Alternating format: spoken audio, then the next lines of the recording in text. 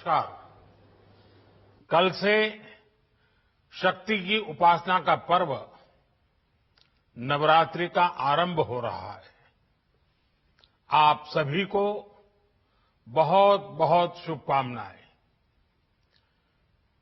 नवरात्रि के पहले दिन से देश आत्मनिर्भर भारत अभियान के लिए एक और महत्वपूर्ण और बड़ा कदम उठा रहा है। कल यानी नवरात्रि के प्रथम दिवस 22 सितंबर को सूर्योदय के साथ ही नेक्स्ट जनरेशन जीएसटी रिफॉर्म्स लागू हो जाएंगे। एक तरह से कल से देश में जीएसटी बचत उत्सव शुरू होने जा रहा है।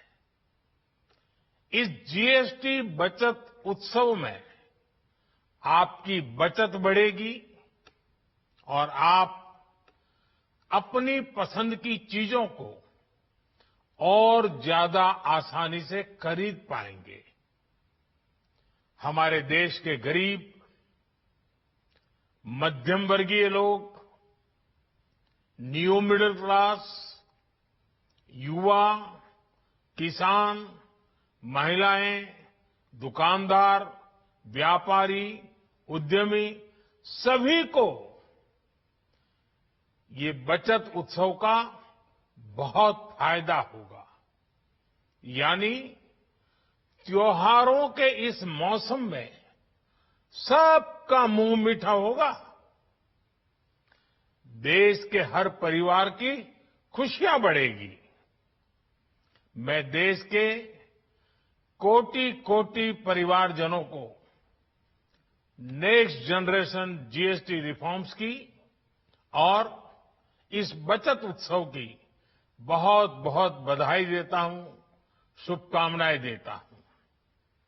ये रिफॉर्म भारत की ग्रोथ स्टोरी को एक्सेलरेट करेंगे, कारोबार को और आसान बनाएंगे, निवेश को और आकर्षक बनाएंगे और हर राज्य को विकास की दौड़ में बराबरी का साथी बनाएंगे। साथियों, जब साल 2017 में भारत ने जीएसटी रिफॉर्म की तरफ कदम बढ़ाया था तो एक पुराना इतिहास बदलने की और एक नया इतिहास रचने की शुरुआत हुई थी। दशकों तक हमारे देश की जनता, आप सभी लोग, देश के व्यापारी अलग अलग टैक्स के जाल में उलझे हुए थे। Octroi, entry tax, sale tax, excise, VAT, service tax, न जाने भांति भांति के दर्जनों टैक्स हमारे देश में थे। एक शहर से दूसरे शहर माल भेजना हो तो न जाने कितने चेकपोस्ट पार करने होते थे, कितने ही फॉर्म भरने पड़ते थे, कितनी सारी रुकावटें थी। हर जगह टैक्स के अलग अलग नियम थे। मुझे याद है जब 2014 में देश ने मुझे प्रधानमंत्री पद का दायित्व सौंपा था, तब उसी शुरुआत के दौर में एक विदेशी अखबार में एक दिलचस्प उदाहरण छपा था। उसमें एक कंपनी की मुश्किलों का जिक्र था। उस कंपनी ने कहा था कि अगर उसे बेंगलुरु से 570 किलोमीटर दूर हैदराबाद अपना सामान भेजना हो तो वो इतना कठिन था कि उन्होंने सोचा और उन्होंने कहा कि वो पसंद करती थी कंपनी कि पहले अपना सामान बेंगलुरु से यूरोप भेजे और फिर वही सामान यूरोप से हैदराबाद भेजे। साथियों, टैक्स और टोल के जंजाल की वजह से ये तब के हालात थे और मैं आपको सिर्फ एक पुराना उदाहरण याद दिला रहा हूं।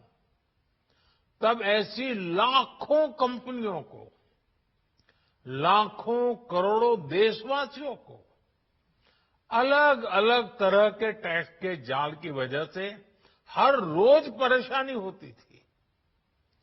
सामान को एक शहर से दूसरे शहर पहुंचने के बीच जो खर्च बढ़ता था वो भी गरीब को उठाना पड़ता था। आप जैसे ग्राहकों से वसूला जाता था। साथियों, देश को इस स्थिति से निकालना बहुत जरूरी था। इसलिए जब आपने हमें 2014 में अवसर दिया तो हमने जनहित में, देशहित में जीएसटी को अपनी प्राथमिकता बनाया। हमने हर स्टेक होल्डर से चर्चा की। हमने हर राज्यों की हर शंका का निवारण किया, हर सवाल का समाधान खोजा। सभी राज्यों को, सबको साथ लेकर आजाद भारत का इतना बड़ा टैक्स रिफॉर्म संभव हो पाया। ये केंद्र और राज्यों के प्रयासों का नतीजा था कि देश दर्जनों टैक्सों के जाल से मुक्त हुआ और पूरे देश के लिए एक जैसी व्यवस्था बनी।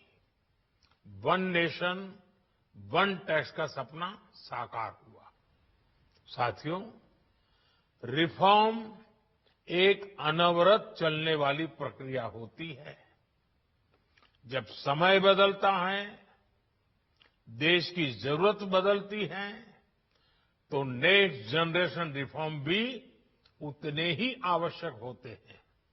इसलिए देश की वर्तमान जरूरतों और भविष्य के सपनों को देखते हुए जीएसटी के ये नए रिफॉर्म्स लागू हो रहे हैं।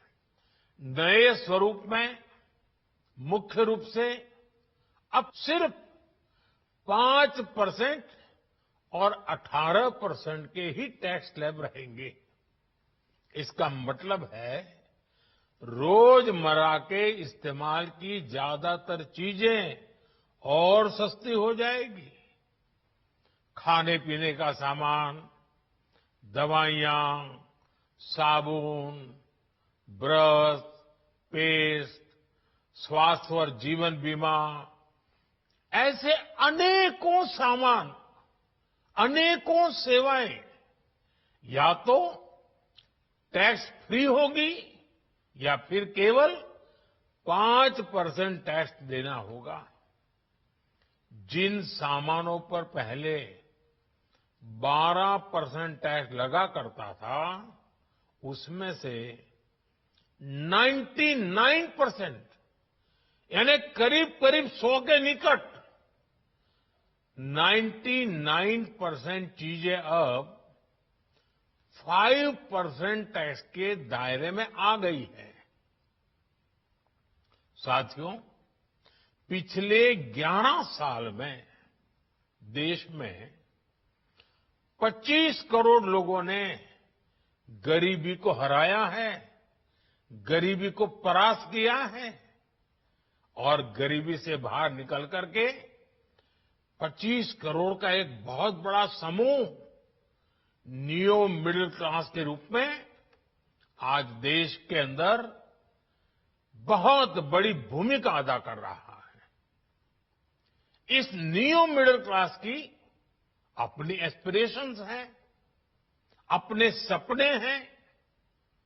इस साल सरकार ने 12 लाख रुपए तक की इनकम को टैक्स फ्री करके एक उपहार दिया और स्वाभाविक है जब 12 लाख रुपयों का इनकम टैक्स में राहत हो जाए तो मध्यम वर्ग के जीवन में तो कितना बड़ा बदलाव आता है, कितनी सरलता सुविधा हो जाती है। और अब गरीबों की भी बारी है, न्यू मिडिल क्लास की बारी है।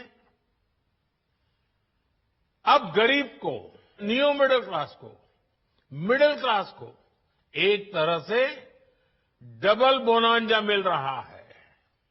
जीएसटी कम होने से अब देश के नागरिकों के लिए अपने सपने पूरे करना और आसान होगा।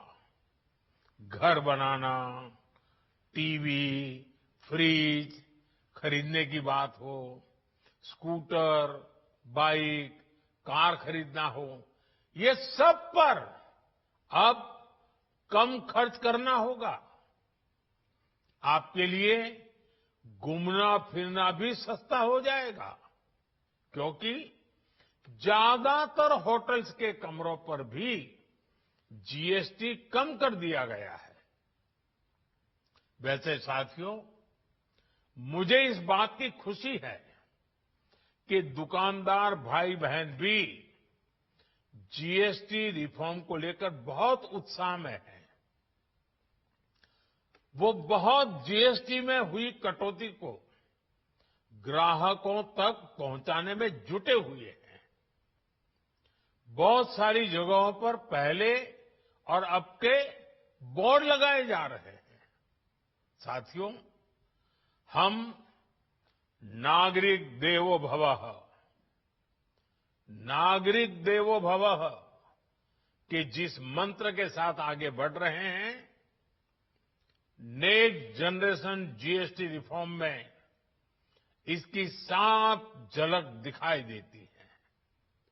अगर हम इनकम टैक्स में छूट और जीएसटी में छूट को जोड़ दें तो एक साल में जो निर्णय हुए हैं उससे देश के लोगों को 2.5 लाख करोड़ रुपए से ज्यादा की बचत होगी। और तभी तो मैं कह रहा हूं ये बचत उत्सव है। साथियों, विकसित भारत के लक्ष्य तक पहुंचने के लिए हमें आत्मनिर्भरता के रास्ते पर चलना ही होगा और भारत को आत्मनिर्भर बनाने का बहुत बड़ा दायित्व हमारे एमएसएमईज यानी हमारे लघु, मध्यम और कुटीर उद्योगों पर भी है, जो देश के लोगों की जरूरत कम है,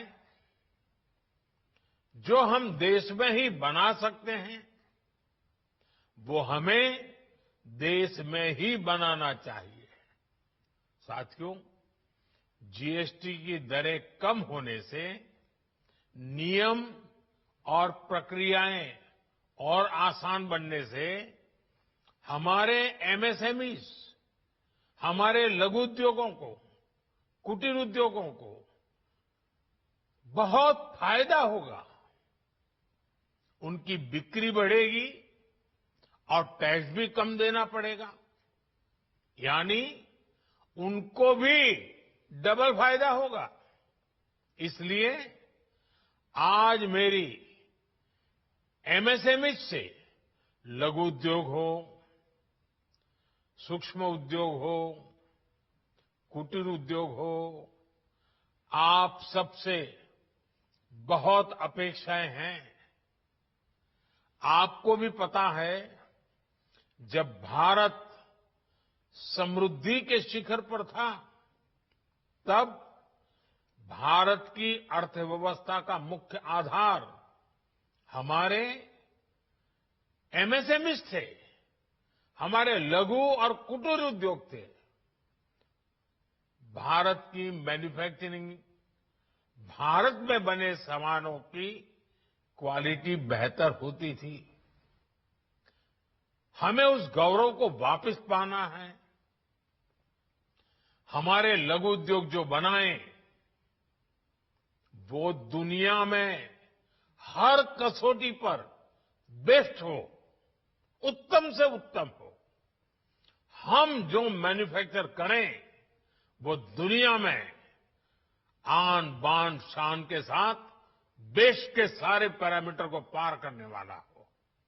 हमारे प्रोडक्ट्स की क्वालिटी दुनिया में भारत की पहचान बढ़ाए, भारत का गौरव बढ़ाए। हमें इस लक्ष्य को लेकर काम करना है।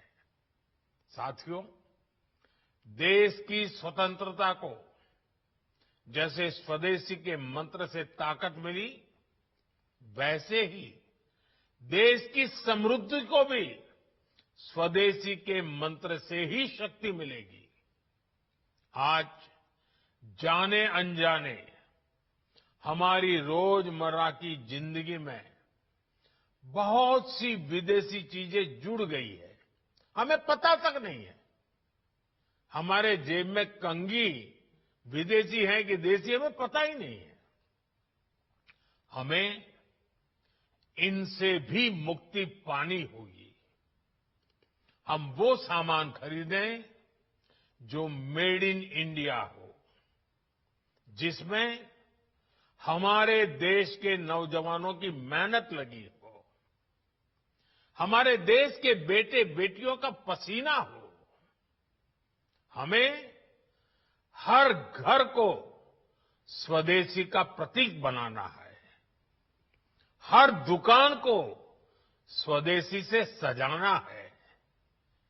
गर्व से कहो ये स्वदेशी है। गर्व से कहो मैं स्वदेशी खरीदता हूं।